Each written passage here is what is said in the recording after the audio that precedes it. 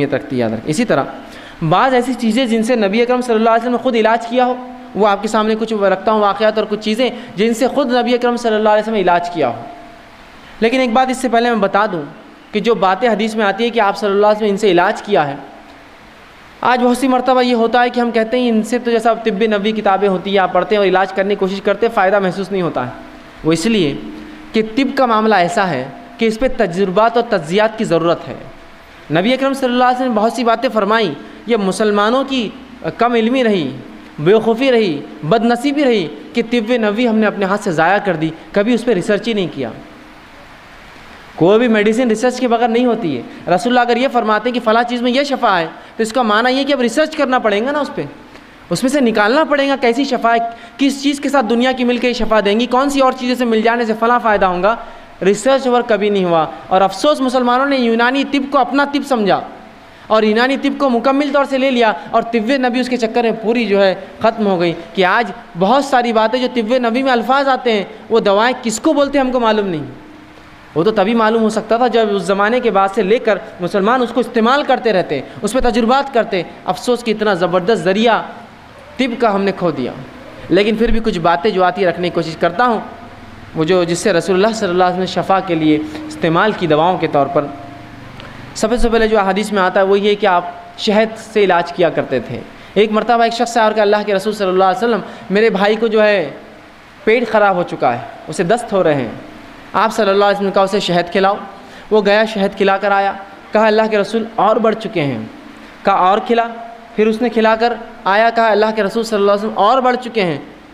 کہا اور کھلا، 3 مرتبہ کھلانے کا حکم دیا۔ پھر وہ آ کر کہا اللہ کے رسول اور اس کے دست بڑھ گئے ہیں، تو کہا اللہ کی کتاب سچی ہے، تیرے بھائی کا پیٹ جھوٹا ہے، اسے اور کھلا شہد، اس لیے کہ اللہ نے شہد کے تعلق سے کہا اس میں شفا ہے، تو اللہ کی کتاب سچی ہے، تیرے بھائی کا پیٹ جھوٹا ہے، اسے اور کھلا۔ جب اور کھلایا گیا تو ان کو شفا مل گئی اس چیز سے۔ آپ دیکھ رہے ہیں جہاں شہد کھلایا گیا وہیں عقیدہ دیکھیے ساتھ میں، کھلا اس میں شفا ہے، بس اگر کہہ دیا تو کہہ دیا، یہ نہیں کہ اور عموماً دیکھیں تو شہد کھلانے سے بہت سے لوگوں کے دست اور بڑھ جائیں گے، ظاہر تو یہ دکھتا ہے لیکن اس میں شفا ہے، وہ شفا اور فائدہ دیتا ہے، اس لیے کہ کبھی دست کا روکنا درست ہوتا ہے اور کبھی ان کا نکل جانا اچھا ہوتا ہے تاکہ بیماری جو اندر ہے جراثیم پورے نکل جائے پیخانے کے ذریعے۔ تو کہا تیرا بھائی کا پیٹ جھوٹا ہے، اللہ کی کتاب سچی، اور کھلا اس کو ایک بار، اور کھلایا، دست بند ہو گئے، شہد کے ذریعے شفا۔ اسی طرح آپ صلی اللہ علیہ وسلم نے زمزم کا استعمال کیا شفا کے لیے، اور فرمایا زمزم جس نیت سے پیا جاتا ہے اللہ اس میں شفا رکھتا ہے۔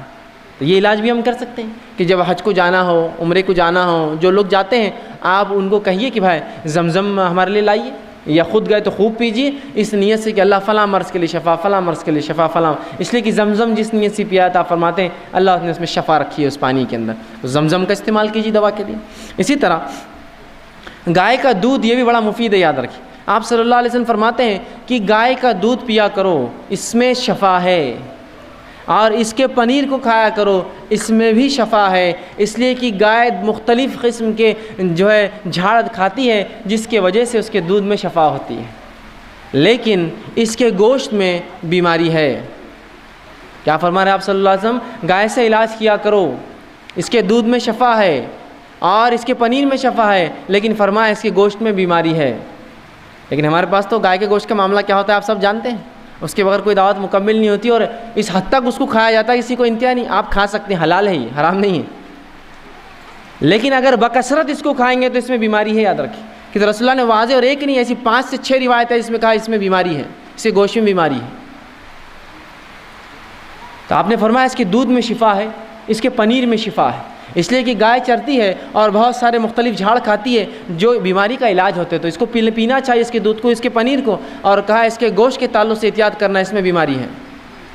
تو حلال ہے ایسا گوشت کھانا، لیکن بکثرت کھائیں گے تو بیماری ہو سکتی ہے، یاد رکھیں رسول اللہ نے فوراً وضاحت کر دی اس میں بیماری، اور تمام احادیث صحیح ہے، یاد رکھیں۔ تو گائے کے دودھ سے علاج کروائیے، اسی طرح بچوں کو پلائیے، خود پیجیے بیمار ہو تو، بڑا شفا اس میں فائدہ ہے۔ اسی طرح آپ نے زیتون کے تیل کے تعلق سے کہا، زیتون کے تیل میں بھی شفا ہے، کوشش کریں کہ زیتون کا تیل ہم استعمال کریں۔ اب لیکن بہرحال اب کیسے استعمال کریں اس کو تو ظاہر سی بات ہے تجربات کرنے پڑیں گے۔ اب جو لوگ تجربے کرتے ہیں مختلف چیزوں میں ملا کر زیتون کا تیل کیا فائدہ ہوتا ہے ان سے پوچھنا پڑیں گے کیسا ہوتا ہے بول کر۔ اسی طرح کلونجی میں آپ نے فرمایا شفا ہے، اور کلونجی کے تعلق سے فرمایا کہ تم جو کالے دانے کلونجی جس کو کہتے ہیں اس کو اگر ساتھ کھایا کرو، اس میں بڑی شفا ہے، اور فرمایا اس کے تعلق سے کہ جو اسے کھاتا ہے اس میں موت کے علاوہ تمام چیز کا جو ہے شفا ہے، تمام چیز کی سوائے موت کے، کلونجی، تو کلونجی کھایا کریں، اس میں بھی شفا ہے۔ اسی طرح اجوا کھجور کے تعلق سے آپ نے فرمایا اس میں بھی شفا ہے۔ اجوا کھجور وہ کھجور ہوتی ہے جو نبی اکرم صلی اللہ علیہ وسلم کے زمانے میں ایک مخصوص احاطہ اس کے اندر اگتی تھی، اسے اجوا کہتے ہیں۔ تو اجوا کھجور جو کھاتا ہے آپ فرماتے ہیں جس دن وہ کھائے نہار پر 7 اجوا کھجور، اس دن جادو اور اس پہ زہر اثر نہیں کرتا۔ اسی طرح اجوا کے علاوہ آپ فرماتے ہیں کہ ہجامے میں بھی شفا، ہجامہ سمجھتے ہیں، کپنگ جس کو کہتے ہیں، جس کے اندر بلیڈ کے ذریعے کچھ کٹس لگائے جاتے ہیں اور خون نکالا جاتا ہے مختلف جگہ سے، گردن کے پیچھے سے، سر پر سے، یا مختلف اعضاء جو تکلیف دیتے ہیں اس کو ہجامہ کہتے ہیں۔ ٹھیک، آپ یہ بھی کر سکتے ہیں، کپنگ کہتے ہیں اس کو انگلش میں، یہ بھی بڑی فائدہ مند ہے۔ آپ صلی اللہ علیہ وسلم نے خود اس کو کروایا تھا ایک حج کے اندر، جب آپ گئے تھے حج میں اور آپ صلی اللہ علیہ وسلم میں کچھ تکلیف تھی، آپ نے ہجامہ کرایا تھا،